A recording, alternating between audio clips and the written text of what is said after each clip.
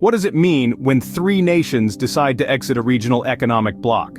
Why did Burkina Faso, Niger, and Mali leave the Economic Community of West African States, ECOWAS? The story begins with a series of coups.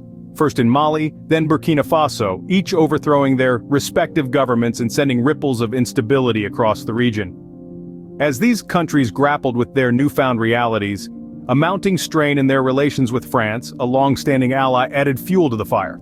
France, once a perceived guardian in the region, saw its influence wane dramatically as anti-French sentiments grew. The withdrawal of French forces from Mali and Burkina Faso marked a significant shift in the balance of power. Relations only soured further when France ceased issuing new visas to students and artists from these countries.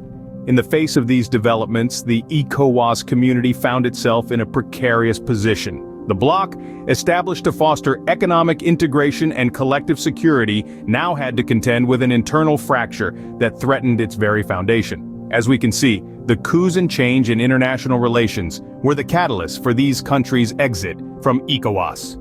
So, what were the impacts of their exit from ECOWAS on Burkina Faso, Niger, and Mali, and on ECOWAS itself? Well, the consequences were manifold and far-reaching, affecting people, economies, and political dynamics. For instance, in Niger, citizens found themselves in a tough spot. They were denied re-entry at the border, leaving truck drivers and others stranded, causing financial and emotional hardships. As if that weren't enough, their power supply was cut off by Nigeria, and food prices skyrocketed.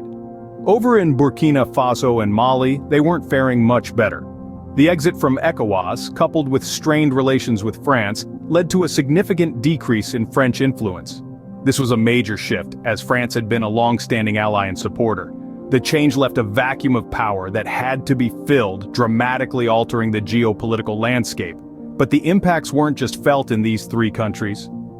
The ECOWAS itself felt the ripple effects. The exit of these countries weakened the Union, disrupting its balance and unity. It also underscored the increasing instability in the region, raising questions about the effectiveness of ECOWAS and its ability to maintain peace and stability.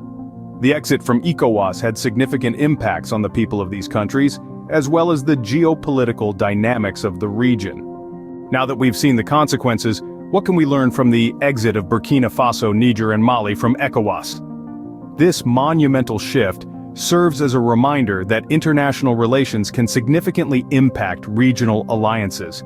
It underscores the importance of diplomacy and the delicate balance that exists within such unions.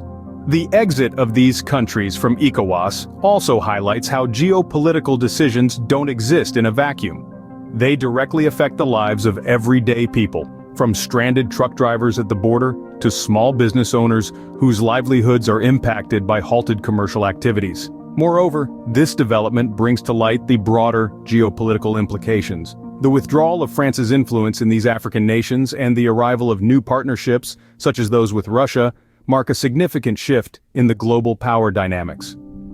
Looking ahead, the future of Burkina Faso, Niger, and Mali outside of ECOWAS remains uncertain. However, it's clear that these countries are navigating uncharted waters, and their journey will undoubtedly shape the political landscape of the Sahel region and beyond. The exit of Burkina Faso, Niger, and Mali from ECOWAS has set forth a new era, and the consequences of the shift are still unfolding. Stay tuned as we keep a close eye on these developments.